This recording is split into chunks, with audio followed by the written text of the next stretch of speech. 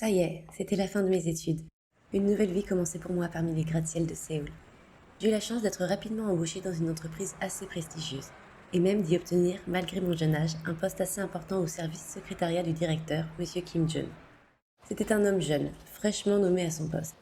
Pourtant, les autres secrétaires semblaient le fuir. Si seulement j'avais su détecter ce signal plus tôt. Chaque jour, j'avais droit à mon lot de remarques ingrates de la part des plus anciens de la boîte ou du directeur lui-même. J'étais trop lente, et en effet les dossiers s'accumulaient sur mon bureau. Pour rattraper le retard, je me mis à faire des heures supplémentaires afin de ne pas irriter mon exécrable supérieur. Je ne voyais plus la lumière, je me sentais asphyxiée par tout ce travail qui semblait ne jamais vouloir en finir. Pour la première fois, alors que j'étais sur le point de m'écrouler sous tout mon travail, j'entendis cette petite musique qui fredonna à mon oreille. Tout ira bien. C'était comme une amie qui me tendait la main dans l'ombre. Un soir, je profitais d'un bref moment de répit dans ce travail pour sortir dans un bar avec des amis, afin d'oublier pendant quelques heures ce quotidien infernal entre les piles de dossiers, les cris de mes supérieurs qui se mêlaient au fourmillement intense de la photocopieuse et cette peur de ne pas être à la hauteur qui me tenaillait constamment.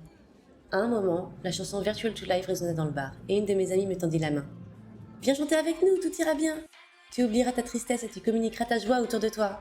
Ce moment me fit un bien fou. Il m'apporta une nouvelle énergie et me remotiva. Fascinée par l'expérience, je pris le temps de m'éloigner un peu du groupe pour chercher sur mon portable la signification de cette chanson mystérieuse. Un peu ivre, je commençais à m'assoupir sur ma recherche quand soudain, une porte mystérieuse sembla apparaître dans un coin au fond du bar. Elle brillait et pourtant, j'étais visiblement la seule à m'apercevoir de sa présence. Était-ce réel ou juste mon imagination mêlée à l'alcool et la fatigue?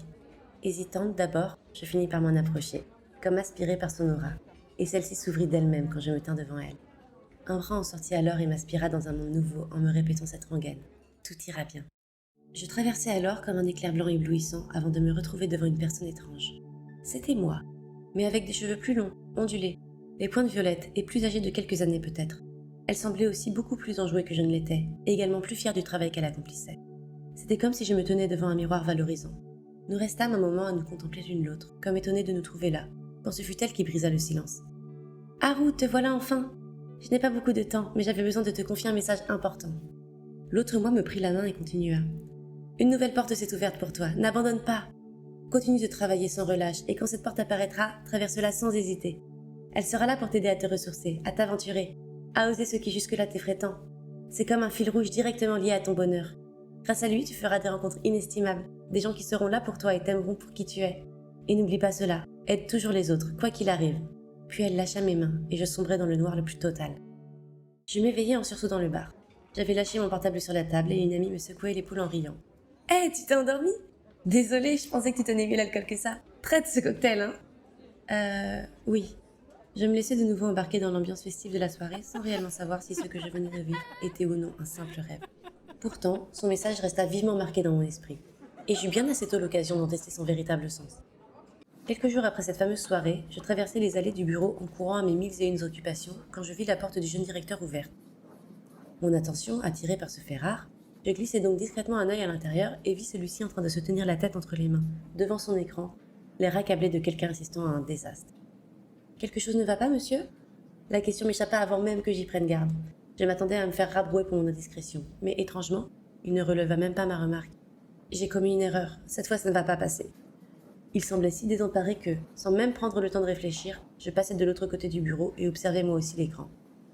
Effectivement, le problème me sauta aussitôt aux yeux. Heureusement, j'avais assez d'expérience en la matière pour voir que celui-ci n'était pas irréversible, et je pus rattraper la maladresse de mon supérieur. Assez vite, le problème fut résolu sous le regard médusé de cet homme qui m'avait tant de fois humilié. Ma raison m'aurait poussé à le laisser patauger dans son incompétence. Mais une petite voix s'obstinait à me murmurer « Aide toujours les autres, quoi qu'il arrive !» Quand je finis, le directeur sembla reprendre ses esprits. Il bredouilla d'abord de vagues remerciements, lorsque sans crier gare, le président lui-même surgit dans le bureau.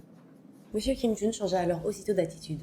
Il se redressa d'un air menaçant devant moi, comme pour m'écraser de sa hauteur, et prononça distinctement ces mots blessants. « Mademoiselle, que je ne vous reprenne plus à toucher à mon poste, surtout si c'est pour créer des problèmes à l'entreprise. Heureusement, vous avez su à temps rattraper votre maladresse, mais la prochaine fois que je vous prends à commettre une telle imprudence, vous serez viré. » J'allais protester devant une telle injustice quand le président, de sa voix pourtant assez douce, couvrit le bureau de son autorité. « Monsieur Kim Jun, ne jouez pas cette comédie devant moi. Je connais vos compétences limitées, ainsi que celles bien supérieures aux vôtres de la jeune femme ici présente. Vous ne trompez personne avec vos manières indélicates. Je venais justement vous annoncer que, grâce à son travail, l'entreprise avait bien progressé ces derniers temps et qu'en conséquence, elle devient chef secrétaire de la présidence.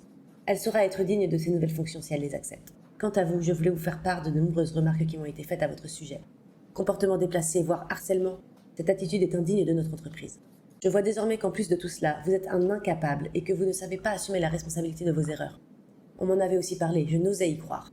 J'en ai pourtant la preuve devant les yeux. Monsieur, à partir d'aujourd'hui, vous ne faites plus partie de notre entreprise. Puis il quitta le bureau avec une dignité qui me fit frémir. Je lui emboîtai le pas rapidement pour fuir la fureur du directeur déchu que je sentais bouillir dans mon dos.